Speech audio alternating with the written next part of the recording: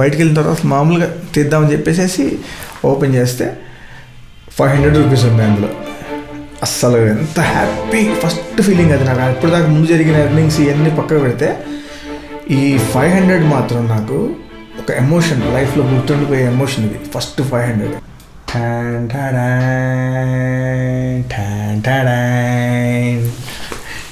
Viewers ఎలా ఉన్నారు అందరూ? సినిమా ఇండస్ట్రీలోకి వచ్చినప్పుడు ఫస్ట్ నేను వచ్చినప్పుడు నా ఎర్నింగ్స్ కానీ తర్వాత నేను అంటే ఫిల్మ్ ఇండస్ట్రీకి రాకముందు అసలు నేను నా ఎర్నింగ్స్ అసలు ఎలా స్టార్ట్ అయినాయి అనే ఇదిలోకి నేను ఆలోచిస్తే నాకు ఎంత గ్రాండ్గా అనిపిస్తుంది అంటే మనం ఒక స్టేజ్లో వచ్చినప్పుడు కింద నుంచి ఒక స్టేజ్లోకి వెళ్ళినప్పుడే మనకి ఇలాంటి అనుభూతులు చాలా హ్యాపీ అనిపిస్తాయి. యాక్చువల్గా కష్టాలు, ఈ కన్నీళ్ళు, తర్వాత ఇట్లాంటి అప్ అండ్ డౌన్స్ అనేది లైఫ్లో వస్తూ పోతూ ఉంటాయి కంపల్సరీ. అవి ఆగటం అనేది ఉండదు, వస్తూనే ఉంటాయి, పోతూనే ఉంటాయి. మనం లైఫ్ని ఎట్లా ట్రీట్ చేస్తామనేది చాలా ఇంపార్టెంట్. నేను ఈ సినిమా ఇండస్ట్రీకి రాకముందు అసలు నా ఫస్ట్ ఎర్నింగ్, నా లైఫ్లో ఫస్ట్ ఎర్నింగ్ ఏంటనేది నాకు ఎందుకో సడన్గా గుర్తొచ్చినప్పుడు చాలా హ్యాపీగా అనిపించింది. సో ఆ ఫస్ట్ అసలు నేను ఎర్నింగ్ అనేది ఎలా స్టార్ట్ అయ్యింది అనేది అంటే 10th క్లాస్ అయిపోయింది నాది. 10th క్లాస్ అయిపోయిన తర్వాత యాజ్ యూజువల్గా నేను ఏం చేయలేదు. సో 10th అయిపోయిన తర్వాత ఇంటర్ జాయిన్ అయ్యాను. ఇంటర్మీడియట్ కూడా అయిపోయింది. సో 2 years ఇంటర్మీడియట్ అయిపోయింది, కానీ నాకు ఒకసారి 3 సబ్జెక్టులు దాచుకున్నాను నేను. మొత్తం ఒకటేసారి అవగొట్టడం ఎందుకులే, మరి ఒకటేసారి అన్నీ కంప్లీట్ చేయడం ఎందుకని చెప్పి ఒక సబ్జెక్ట్ ఒకటే దాచుకున్నాను. యాక్చువల్గా ఒకటి ఆ ఒకటి ఏంటంటే కామర్స్ సబ్జెక్ట్. కరెక్ట్గా 35 మార్క్స్ పాస్ మార్క్ కదా. సో నాకు 1 మార్క్ అటో ఇటో అయ్యి మొత్తానికి తేడా పడింది. సో మా ఫ్రెండ్స్ అందరూ డిగ్రీకి వెళ్ళిపోయారు. నేను మాత్రం డిగ్రీకి వెళ్ళకుండా ఇంకొక 1 year మళ్ళీ రాసుకున్నా. సప్లిమెంటరీ ఉండేది అప్పుడు. సో సప్లిమెంటరీ రాసి పాస్ అయ్యా. సో ఆ 1 year నాకు పోయింది కదా. సో ఆ 1 yearలో ఏమైందంటే ఖాళీగా ఉంటాం కదా, ఆబ్వియస్లీ ఖాళీగా ఉంటాం ఆ టైంలో, సబ్జెక్ట్ పోయిందంటే. సో ఆ టైంలో నాకు ఏదైనా పార్ట్ టైం చేయాలనిపించింది ఫస్ట్ టైం. సరే, ఫ్రెండ్స్ ఉన్నారు, చాలామంది రకరకాల ఫ్రెండ్స్ ఉన్నారు నాకు, మంచి ఫ్రెండ్స్ ఉన్నారు. అజయ్ అని ఫ్రెండ్ ఉన్నాడు. సో తను తెలిసిన వాళ్ళ ద్వారా ఒక ఎస్టీడీ బూత్, ఇప్పుడంటే మన ఫోన్లు విపరీతంగా విచ్చలవిడిగా వాడేస్తున్నాం. సరే, ఆ టైంలో అయితే ఒక కైండ్ ఆఫ్ పీపుల్కి ఫోన్స్ ఉండేవి. సో ఆ టైంలో చంద్రబాబు నాయుడు గారు స్టేట్మెంట్ ఇచ్చేటప్పుడు, పలానా ఇయర్ కల్లా నేను ప్రతి ఒక్కళ్ళు ఫోన్ వాడేటట్టు చేస్తాను, అందరి చేతుల్లో ఫోన్స్ ఉంటాయి అంటే చాలా ఆశ్చర్యంగా ఉండేది.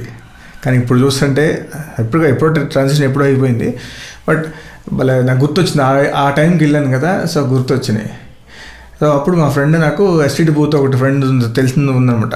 సో ఆ ఎస్టీడీ బూత్లో ఎట్లా ఉంటుందంటే షిఫ్ట్స్ ఉంటాయి. మార్నింగ్ 8 hours షిఫ్ట్ ఉంటుంది. 8 hours షిఫ్ట్ అయిపోయిన తర్వాత ఇంకొకళ్ళు వస్తారు. సో ఆ 8 hours ఇంకోళ్ళు చేస్తారు. సో మ్యాక్సిమం ఏంటంటే ఆ 2 షిఫ్ట్లు కలుపుకుంటే నైట్ మ్యాక్సిమం ఒక 10, 11, 12 అట్ 11కి క్లోజ్ అయిపోద్ది లాస్ట్గా. సో ఒక్కొక్కసారి నేను మార్నింగ్ షిఫ్ట్ వెళ్ళేవాడిని, ఒక్కొక్కసారి ఈవినింగ్ షిఫ్ట్ వెళ్ళేవాడిని. నా ఫస్ట్ ఎర్నింగ్ ఎక్స్పీరియన్స్ అక్కడ నుంచి స్టార్ట్ అయింది. నాకు మంత్లీ 600 అసలు అంటే మంత్లీ 600 రూపీస్ నా ఫస్ట్ ఎర్నింగ్. ఎర్లీ మార్నింగ్ 5కి లేసేవాడిని నేను.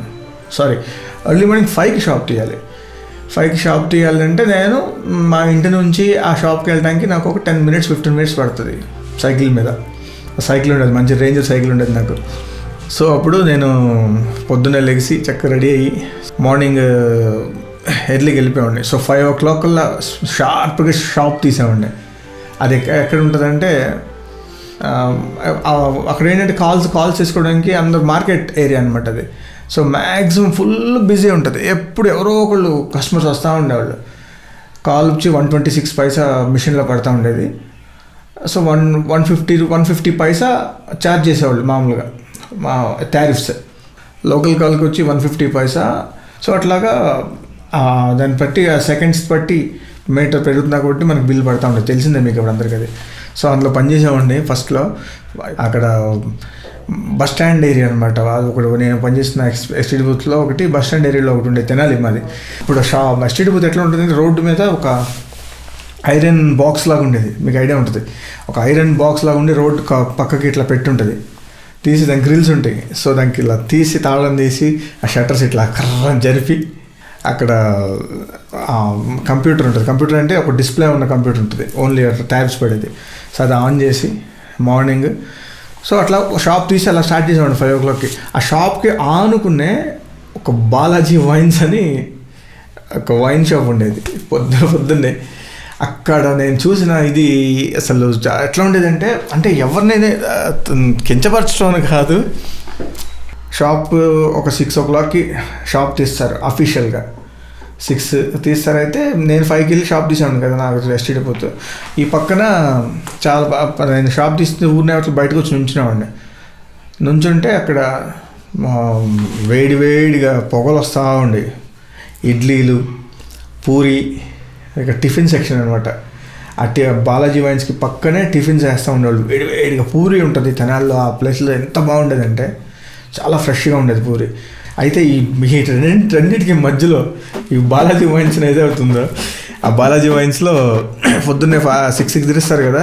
సో 6 కంటే ముందు ఒక అరగంట ముందు పెద్ద సర్కిల్, ఒక గ్రూప్స్, ఇక్కడ ఒక 4, దాని వెనకాల ఇంకొక 4, పెవిలియన్ అట్లాగా మొత్తం అట్లా ఒక పెద్ద సంఘం కూర్చుని ఉండేది, వెయిట్ చేస్తూ ఉండేది షాప్ ఎప్పుడు తీస్తారా అని. అసలు ఒక్కొక్కరిది ఒక కామెడీ అనమాట. వాడు ఒకడు ముందుగా జరుపుకుంటూ ముందుకు వస్తాడు, వాడు నాకంటే ముందు చెప్పినాడు కొట్టుకుంటూ ఉండేవాళ్ళు ఒక్కోసారి. ఇవన్నీ భలే ఫన్నీగా ఉండేవి. ఆ తర్వాత 6 o'clock షాప్ తీయగానే సినిమా టికెట్లు కంటే డేంజర్గా ఉంటుంది. ఆ తోసుకునే వాళ్ళది తోసుకొని వచ్చేసి అందరూ మంచిగా పెగ్గేసుకునే బ్యాచ్. సో మంచిగా పొద్దున్న ఎర్లీ మార్నింగ్ ఫ్యామిలీస్ వచ్చి తాగుతూ ఉండేవాళ్ళు. మొహం రిక్షా తొక్కే వాళ్ళు కొంతమంది వస్తారు, తర్వాత ఆటో నడిపేవాళ్ళు కొంతమంది, అసలు ఇవన్నీ కాకుండా ఓన్లీ ప్రొఫెషనల్గా తాగేవాళ్ళు కొంతమంది. సో అట్లాగే రకరకాలు వచ్చేవాళ్ళు. ఆ టైంలో నాకు నా ఫస్ట్ ఎర్నింగ్ స్టార్ట్ అయింది. 600 rupees మంత్లీ నాకు అప్పుడు. పర్ డే వచ్చేసి 20 rupees ఇచ్చేవాళ్ళు. కావాలంటే ఏ రోజు గారో తీసేసుకోవచ్చు మనం. ఇప్పుడు ఈరోజు నాకు సాయంత్రం మార్నింగ్ 6 నుంచి 5 నుంచి మధ్యాహ్నం 2 o'clock దాకా ఉండేది నా షిఫ్ట్. 2 o'clockకి ఇంకో ఫ్రెండ్ వచ్చేవాడు. వాడు వచ్చిన తర్వాత వాడికి ఇప్పుడు నేను ఈ 8 hours వచ్చిన మనీ అంతా క్యాలిక్యులేట్ చేసి ఇంత వచ్చిందని చెప్పి వాడికి హ్యాండ్ ఓవర్ చేసేవాడిని. అక్కడ నుంచి అతని బిజినెస్ అక్కడ చూసుకుంటూ ఉండేవాడు. సో నేను మార్నింగ్ అంతా ఉన్నాను కాబట్టి కూర్చున్న అంతసేపు నాకు 20 rupees, ఒక 8 hours 20 rupees ఆ రోజు కావాలంటే తీసేసుకోవచ్చు మనం. కాదు ఒకటేసారి తీసుకుంటామంటే మంత్ వచ్చినప్పుడు తీసుకోవచ్చు. మనం ఎక్కడ అవుతాం, మనం ఆగే రకమా దాని అంటే ఏ రోజు కదా తీసేవాడిని కదా, కానీ ఒక 15 daysకి అట్లా తీసుకుంటూ ఉండేవాడిని. తీసుకొని అలా చేసేవాడిని. ఆ ఎర్నింగ్ ఎంత హ్యాపీగా ఉండేదంటే నాకు, అంటే డబ్బులు అంటే నిజంగా ఫ్రాంక్లీ మాట్లాడుకుంటే నాకు ఆ మనీ ఎర్న్ చేసింది ఇదంతా అంటే ఒక గుర్తుగా ఏమీ లేదు. బట్ బాగుందనిపించింది. కానీ నాకు బాగా నా ఫస్ట్ ఎర్నింగ్ ఇప్పుడు ఇదైతే అసలు నిజానికి నాకు మంత్లీ 600 వచ్చినాయి కదా, కానీ ఇది కాదు కంటే నాకు గ్రాండ్గా మనకు ఒక మనసుకి వచ్చిన చేతిలో డబ్బులు పడగానే ఒక మమకారం, తర్వాత ఒక ఎమోషన్ వస్తుంది డబ్బులు సంపాదించినప్పుడు. అది వచ్చింది మాత్రం ఒక హైదరాబాద్ తిరిగాను, ఎంత జరిగింది ఇండస్ట్రీకి వచ్చాను. బట్ ట్రయల్స్లో ఉన్నాను, తిరుగుతూ ఉన్నాను. అప్పటికి నాకు అంత నాలెడ్జ్ లేదు, మనుషులు ఎవరు తెలియదు. అలాంటి టైంలో ఒక అన్న ఉండేవాడు, విజయ్ పాల్ అన్న. ఆయన ఒక చిన్న ఆపర్చునిటీ అప్పుడు నాకు. అది ఫస్ట్ చక్రి గారి పాటలు ఉన్నాయి కదా, అవి వెన్నెల్లో హాయ్ హాయ్ ఆ పాట ఒకటి, తర్వాత ఇంకొక పాట, 2 పాటలు అనమాట. 2 పాటలు అవి కంప్లీట్గా లిరిక్స్ ఎల్ఐసి ఆ పాలసీల మీద రాశారు ఎవరో. ఓన్లీ ఎల్ఐసి ఆ పాలసీలు, ఆ పాట వింటే ఓహో ఎల్ఐసి పాలసీస్ జరుగుతున్నాయా, ఓకే ఇట్లా ఉందా, అంత కంపల్సరీ ఐడియా వచ్చేస్తుంది. అంత బాగా రాశాడు ఆయన భలే రాశారు అనమాట. ఆ పాట వినగానే అరే అసలు ఈ లిరిక్ దానికి కరెక్ట్ కూర్చున్నాయి ట్యూన్లోకి. సో ఆ పాట నేను పాడాలి స్టూడియోలో. సో నన్ను పిలిచి ఆ పాటలు 2 నుంచి పాడించారు. ఫస్ట్ టైం అక్కడ ఒక క్యాండిడేట్ పరిచయం అయ్యారు,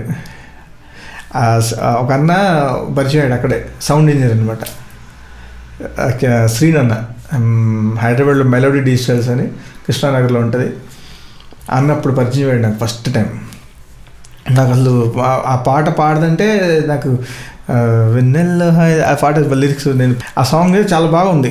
అది పాడాను. అది పాడినప్పుడు నా వాయిస్ విని అన్న చాలా హ్యాపీగా బాగా మెచ్చుకున్నాడు. ఆయన నీ వాయిస్ చాలా బాగుంది అని చెప్పాడు. చాలా బాగుంది నీ వాయిస్ అని చెప్పేసి ఆయన మంచిగా చెప్పారు నా గురించి. చెప్తే నాకు మంచి ఎంకరేజ్మెంట్ అనిపించింది ఆ రోజు. సో అది పాడిన తర్వాత సార్ పాడాము, ఓకే. పాడిన తర్వాత పక్క నుంచి ఒక ఆయన వచ్చి సార్ ఇవి తీసుకోండి సార్ అని చెప్పి నాకు ఇచ్చాడు.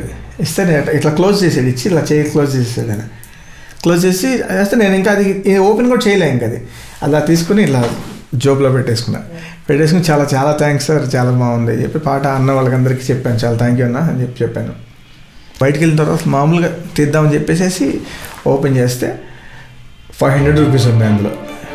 అస్సలు ఎంత హ్యాపీ ఫస్ట్ ఫీలింగ్ అది నాకు. ఇప్పుడు దాకా ముందు జరిగిన ఎర్నింగ్స్ ఇవన్నీ పక్కకు పెడితే ఈ 500 మాత్రం నాకు ఒక ఎమోషన్, లైఫ్లో గుర్తుండిపోయే ఎమోషన్ ఇది. ఫస్ట్ 500 ఎల్ఐసి పాటలు ప్రైవేట్గా పాడితే నాకు 500 రూపీస్ ఇచ్చారు. ఆ 500 రూపీస్ ఎంత హ్యాపీగా అనిపించిందంటే, సరే ఆ 500 రూపీస్ నేను తీసుకెళ్ళి ఫస్ట్ 500 అని అట్లాగేం లేదు కానీ, సో ఫ్రెండ్స్ అందరు ఉండేవాళ్ళు, ఆ ఫ్రెండ్స్ అందరు ఉన్న టైంలో స్పెండ్ చేశాను. కానీ ఆ మూమెంట్ గుర్తుండిపోయింది నాకు. ఆ ఫస్ట్ నా ఎర్నింగ్ కంటే కూడా ఈ 500 తీసుకున్నది బాగా గుర్తుండే. ఆ తర్వాత నుంచి వెళ్తా ఉంది, లైఫ్ పెరుగుతూ ఉంది. 500 నుంచి 5,000, 5 lakhs పోతా ఉంది అట్లా. ఎనీవే నాకు ఇది షేర్ చేసుకోవాలనిపించింది మీ అందరితో. ఫస్ట్ ఎర్నింగ్ మీ అందరికి కూడా కంపల్సరీ ఫస్ట్ ఎర్నింగ్ అనేది ఒకటి ఉంటుంది. అది మీరు వీలుంటే కామెంట్ చేయండి, చిన్న స్టోరీ రూపంలో కామెంట్ చేయండి కంపల్సరీ. అంటే ఇది బ్యూటిఫుల్ ఫీలింగ్స్ కదా, ఇవన్నీ షేర్ చేసుకోవడానికి బాగుంటాయి. సో అట్లా జరిగిందనమాట నా లైఫ్లో ఫస్ట్ ఎర్నింగ్ అనేది.